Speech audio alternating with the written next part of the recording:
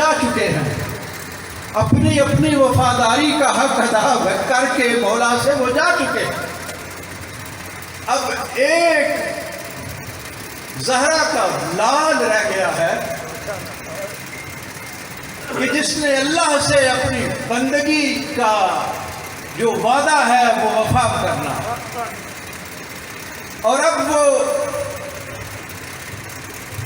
گھوڑے پہ سوار ہو کے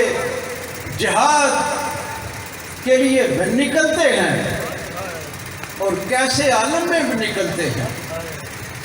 کہ صبح سے اپنے ساتھیوں کے لاشیں اٹھا کے نڈھال ہو چکا ہے زہرا کا لاش۔ اس نے کس کا لاشا نہیں اٹھایا؟ بچپن کے دوست حبیب ابن مظاہر کا لاشا اس نے اٹھایا، 90 سال کے بوڑھے صحابی مسلم ابن اوسجہ کا لاشا اس نے اٹھایا، حر کا لاشا بھی اس نے اٹھایا، حر کے بیٹے کا لاشا بھی اس نے اٹھایا، وہ کالے حبشی غلام جون کا لاشا بھی اس نے اٹھایا ہے کہ جس نے کہا تھا کہ میں نے قسم کھا رکھی ہے فرزند رسول کہ آپ یہ چاہتے ہیں کہ اس کالے حبشی کا بدبودار خون آپ کے ہاشمی خون میں شامل نہ ہو، خدا کی قسم میں اپنا یہ کالا بدبودار خون آپ کے ہاشمی خون کے ساتھ ملا کے رہو۔ اور عاشور کے دن جہاں بھی جون کا لاشا پڑا ہوا تھا، دور سے یہ پتہ چل رہا تھا کہ وہاں جون کا لاشا پڑا ہوا ہے۔ کیوں؟ کہ اس کے لاشے سے خوشبو ہی اتنی آئی۔ تو اس 3 دن کے پیاسے نے اس جون کا بھی لاشا اٹھایا ہے، اور وہ صرف اپنے احباب کے، اپنے ساتھیوں کے لاشے نہیں اٹھائے، اس نے اپنے جگر گوشوں کے لاشے بھی اٹھائے ہیں، اور ایک لاشا تو اس نے ایسا اٹھایا کہ اس کو سمجھ نہیں آ رہی تھی کہ میں یہ چادر میں چن کے اٹھا کے لے کے جاؤں یا کیسے لے کے جاؤں۔ اور وہ لاشا جس کا تھا، یزیدی فوج کا نامہ نگار حمید ابن مسلم لکھتا ہے کہ فخرج الغلام کان وجہہ کالقمر، کہ پھر خیموں کی طرف سے ایک ایسا لڑکا لڑنے کے لیے نکلا کہ جس کا مکھڑا ایسے تھا جیسے 14ویں کا چاند۔ میں پوچھتا ہوں کہ وہ جو دشمن کی نظر میں 14ویں کا چاند تھا، وہ اپنی ماں کی نظر میں کیسا ہوگا؟ وہ اپنے چچا کی نظر میں کیسا ہوگا؟ یہ قاسم ابن حسن کا لاشا تھا۔ اور پھر ایک لاشا میرے مولا نے ایسا بھی اٹھایا کہ مقتل لہوف میں سید ابن طاؤس لکھتے ہیں کہ جب وہ اپنے بابا سے جہاد کی اجازت لینے کے لیے حاضر ہوا تو امام حسین علیہ السلام جو بھی آتا تھا اس کو باقاعدہ اجازت دیتے تھے، لیکن مقتل میں لکھا ہے کہ جب علی اکبر آئے تو انہوں نے جانے کی اجازت جو تھی اپنے بابا سے مانگی، تو راوی لکھتا ہے ثم نظر علیہ یائس، کہ مولا نے کوئی اشارہ نہیں دیا، کوئی جواب جو تھا وہ نہیں دیا، بس اس کی طرف دیکھا اور ایسے دیکھا جیسے کوئی اپنے بیٹے سے مایوس ہو جاتا تھا۔ اور اس کو بھیجنے کے بعد یعنی کہ اللہ کے حضور دستے دعا بلند کر کے فرمایا کہ بارے الہ اب میں اس کو تیری راہ میں بھیج رہا ہوں جہاد کے لیے، کہ جو ہو بہو تیرے پیغمبر کی شبیہ تھی۔ اور جب ہم اہل بیت کو اپنے نانا کی زیارت کا شوق ہوتا تھا تو ہم علی اکبر کا چہرہ دیکھ کے اپنے نانا کی زیارت کر لیا کرتے تھے۔ اس بیٹے کو بھیجا،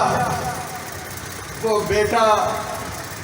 جا کے اس نے جو شجاعت کے جوہر دکھائے وہ مقاتل میں سب درج ہے، لیکن ایک وقت ایسا آیا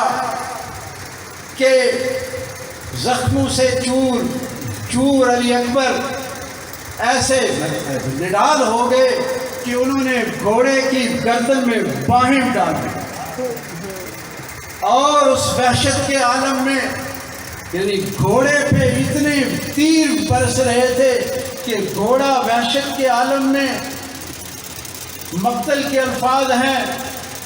کہ فَاحْتَمِلُهُ الْفَرْسَ إِلَيْهِ أَسْكَرِ الْأَعْدَاءِ، کہ گھوڑا وحشی ہو کر اس وحشت کے عالم میں دشمنوں کے لشکر کی طرف دوڑ گیا، اور 18 برس کا علی اکبر، لیلا کی آرزو، حسین کی تمنا، حسین کا جوان، ان لشکروں کی بھیڑ میں لیلا کا جو چاند تھا وہ غروب ہو گیا۔ پھر اب آخری لمحوں کی طرف میں آتا ہوں۔ مولا گھوڑے پہ سوار جب آتے ہیں میدان میں تو اتنی شجاعت کا مظاہرہ کرتے ہیں کہ لشکروں کے پشتوں کے پشتے لگا دیتے ہیں،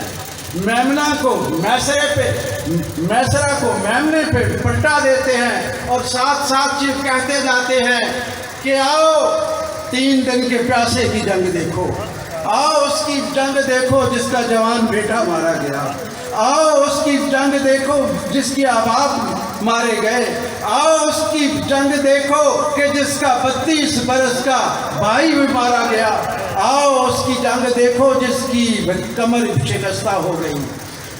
لڑتے لڑتے علی اکبر کے لاشے کے پاس سے گزرے تو فرماتے ہیں تم نے نہ دیکھی جنگیں پدر ہو پدر کی جہاں۔ لڑتے لڑتے زخموں سے اتنے نڈال ہو جاتے ہیں کہ کسی طرف سے تیر آ رہے ہیں، کسی طرف سے تلواروں کے وار ہو رہے ہیں، کسی طرف سے برچیاں پڑ رہی ہیں، کسی طرف سے شمشیریں آ رہی ہیں، کسی طرف سے بھالے آ رہے ہیں، جس کے پاس کچھ نہیں وہ پتھر پھینک رہا ہے۔ زہرا کا لال گھوڑے سے گر گیا، اور کربلا کے میدان میں کسی بی بی کی آواز آ رہی ہے۔ ناگاہ جنگل سے آئی فاطمہ زہرا کی یہ صدا، جنگل سے آئی فاطمہ زہرا کی یہ صدا،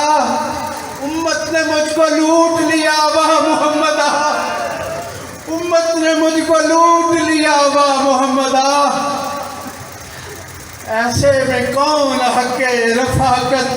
کرے ادا، ایسے میں کون حق رفاقت کرے ادا، ایسے میں کون حق رفاقت کرے ادا۔ 1900 ہیں زخم تنے چاک چاک پر، زینب نکل حسین تڑپتا ہے خاک پر۔ حسین پہ بارش ہو رہی ہے، تیروں کی، بالوں کی، نیزوں کی، برچیوں کی،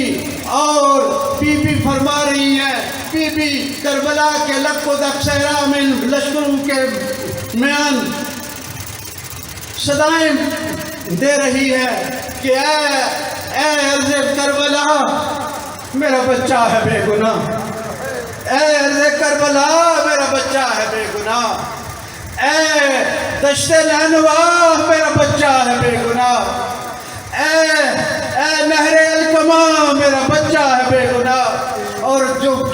مصرع انیس نے دیا وہ کیا ہے سنیں گے؟ اے عرض کربلا میرا بچہ ہے بے گناہ، اے خاک نینوا میرا بچہ ہے بے گناہ، اے نہر الکما میرا بچہ ہے بے گناہ، اے دہر بے وفا میرا بچہ ہے بے گناہ، گھیرا ہے ظالموں نے